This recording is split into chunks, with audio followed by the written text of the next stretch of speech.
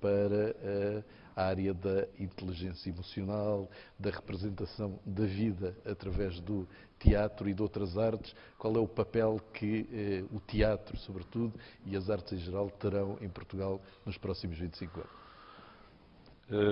Acho que não sei se terão, gostaria que tivessem, e não só em Portugal, como em toda a parte do mundo. Claro. Mas eu não queria faltar àquilo que me foi pedido, que era preparar uma exposição de 8 minutos sobre o assunto.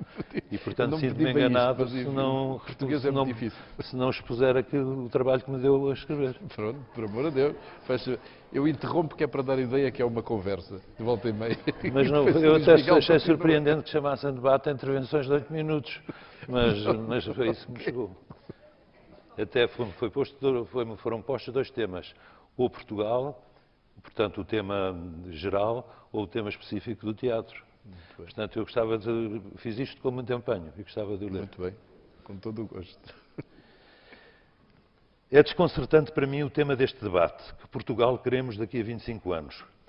A pergunta, na sua aparente ingenuidade, quando lhe tentamos responder, levanta a cada palavra tanta questão complexa que com certeza garantirá uma animada conversa, mas não pode chegar, nem com certeza aspira, a nenhuma útil conclusão. Não me passa pela cabeça que esta primeira pessoa do plural possa ser o conjunto dos portugueses.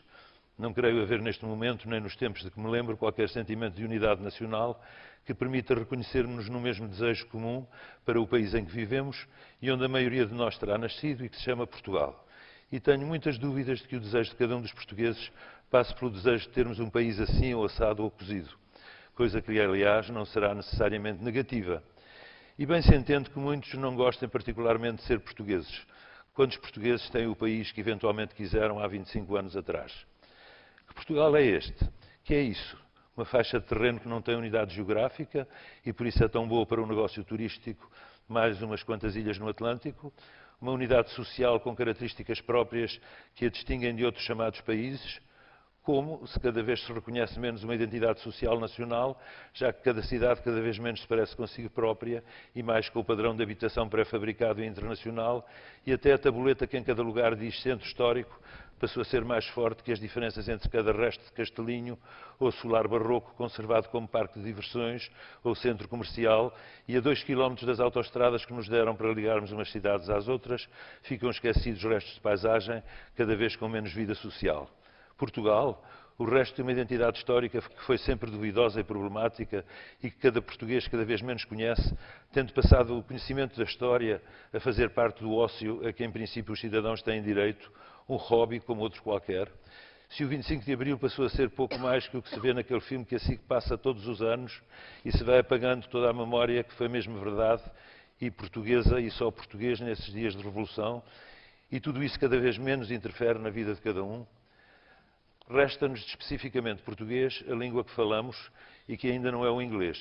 Mas não são, com certeza, os protestos apaixonadamente portugueses contra o acordo ortográfico que vão dar força à identidade portuguesa, acreditando que seremos mais portugueses se, negando a realidade e esquecendo a história, nos quisermos demarcar dos muitos mais brasileiros que portugueses que a falam e deixarmos que cada vez mais o português do Brasil deixe de ser português e os brasileiros menos nos entendam, menos livros escritos por portugueses leiam e que, sem acordo ortográfico, cada vez mais a língua portuguesa dos brasileiros, falada por muito mais pessoas, deixe de ser o português que lhes ensinamos. A mim é-me indiferente, não me interessa nada ser português ou chinês. Quero é estar com os outros e a língua portuguesa é quem muitas vezes o impede. Mas parece que melhoramos e nas artes a internacionalização anunciada é agora prioritária fora da Europa. Mas quem não dança um samba ou um funaná fica de fora porque nem o ex-mundo português percebe o que falamos. Sou eu próprio uma mistura de basco, francês, inglês e português, nascido em Madrid. Comecei por falar castelhano. O que me interessa é conhecer os outros diferentes de mim e, sobretudo, que toda a gente seja feliz, todos e cada um. E não estou a desconversar, o assunto é grave. Gostava, como toda a gente, de ser mais feliz. O trabalho dos nossos representantes eleitos é trabalhar para que isso aconteça. Algum deles se lembrará. Eles, sim, têm de saber o que queremos para daqui a 25 anos. Não podem escapar à pergunta, porque para isso lhes pagamos. São representantes dos portugueses, divididos por grupos, é certo, e reduzidos a percentagens. Mas a sua competência depende de saberem responder à pergunta que aqui nos é feita. E todos terão pensado nisso. é logo aí que, para mim, a porca torce o rabo. Em nome de que valores distintos dividem e distinguem esses grupos a que chamamos partidos? Socialistas ou sociais-democratas, por exemplo, têm diferentes noções de felicidade. Já não falo de partido para partido, que todos sabemos que não, mas temos de dizer que sim, porque dizem que a democracia parlamentar é o garante de alguma liberdade. Quem ousaria negar que quem ordena é o povo? E aqui nem pergunto, já todos sabemos, como de repente ou não, o dinheiro, que diz o povo que não traz felicidade, mesmo quando há, é o que os une e o poder de os gerir, o que os divide e o resto é cantiga. Mas deixem-me ao menos usar uma palavra portuguesa que não sofre com o acordo ortográfico e permanece igual há muitos séculos e todos identificamos com ser feliz, mas que nunca vem à boca de um político. Imaginem a gargalhada pública a que se sujeitavam e em que, no entanto, tantas vezes se disse, até pelas vozes mais reacionárias, que éramos campeões e é aquilo que já ninguém diz, mas é o que para mais gente corresponde a ser feliz. O amor. Alguém se lembra que devia fazer parte da vida política?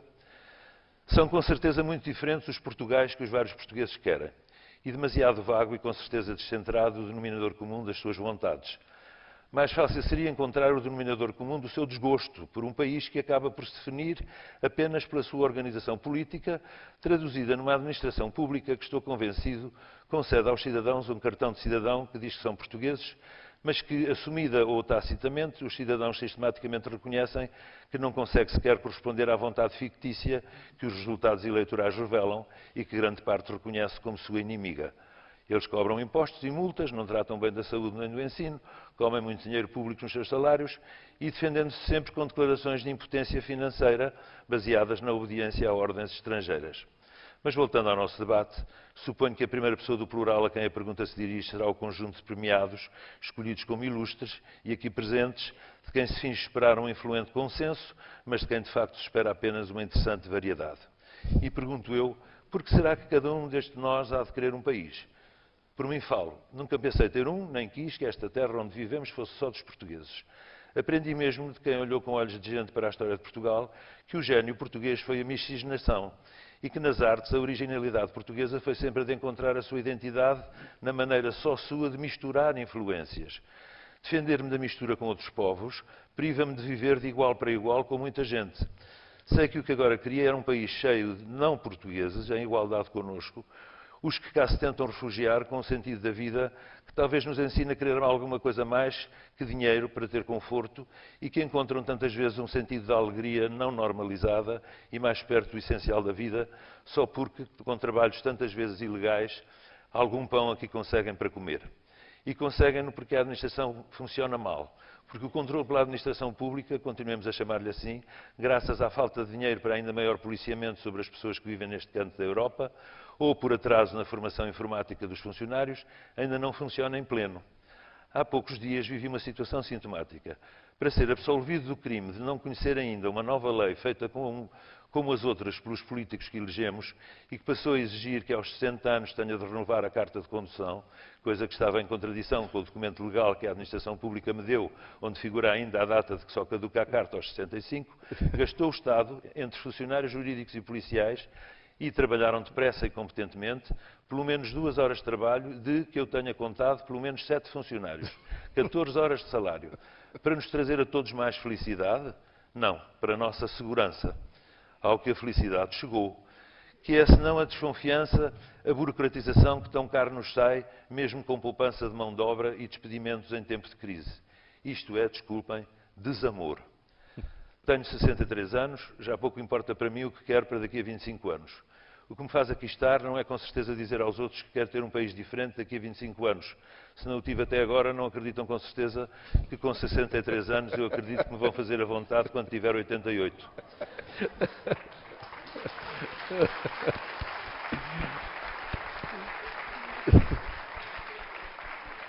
Se Deus ainda me der vida com essa idade, hão de concordar que ter um país assim ou assado ou cozido será com certeza completamente secundário. E pouco interesse terá dizer-vos que quer um serviço de saúde decente ou melhores transportes públicos. Querê-lo-ia qualquer cidadão em qualquer país. Ou até que, mais especificamente, quero que aos 88 anos, se lá chegar e não estiver já privado das minhas melhores faculdades, porque casos de longevidade criativa como o de Manuel de Oliveira vão sendo cada vez mais raros, veja finalmente reconhecido o meu trabalho e o de outros artistas como de interesse público, por um financiamento pelo Estado que me permita fazer teatro não comercial em melhores condições do que até aos 63 quis ter e não consegui. Vou acabar, mas gosto de viver e quero que depois de mim a vida seja cada vez mais pesada. Só queria que daqui a 25 anos cada um fosse mais livre de querer do que nós somos e tivesse mais liberdade de saber e fazer o que quer. E que todos percebessem como a sua liberdade de pensar, de escolher, de construir a sua vida passa por um respeito pelo ser humano e por si próprio, que passa por exigir conhecer como a vida e os homens podem ser diferentes disto. Passa pela construção única e pessoal de vidas diferentes para cada pessoa. 25 anos não é muito tempo. Os premiados que aqui estamos, suponho que todos já andamos a tentar há mais tempo e ainda pouco conseguimos. Duas coisas deviam ser prioritárias para a nossa felicidade num novo conceito de liberdade que passa pelo respeito pelo outro. A total mudança do sistema de educação e a prioridade na responsabilidade pública para a chamada vida cultural de toda a gente. Gastos não lucrativos, a fundo perdido, se a medida é o dinheiro e independentes das leis do mercado. Creio felizmente que já muitos descobriram que nem vale a pena sujar as mãos e que o que importa é um regresso aos valores humanísticos capazes de voltar a conceder aos indivíduos a liberdade de ousarem ser quem querem ser, sabendo o que fazem e orgulhando-se de um novo sistema político que corresponda de facto à sua vontade. Aos 63 já se percebe que só há uma razão: ser feliz. E que só serei feliz quando todos o formos e que só o seremos quando estar com os outros for reconhecer o outro como outro eu, tão livre como eu teria gostado de ser. Gostaria que em 25 anos se conseguisse construir um sentido de responsabilidade individual que acredito ser indispensável para se ser feliz. Com o meu trabalho é para isso que tenho tentado contribuir e foi a tentar que encontrei a felicidade possível. Mas não sou o único, felizmente. Muito obrigado, Luís Fidel.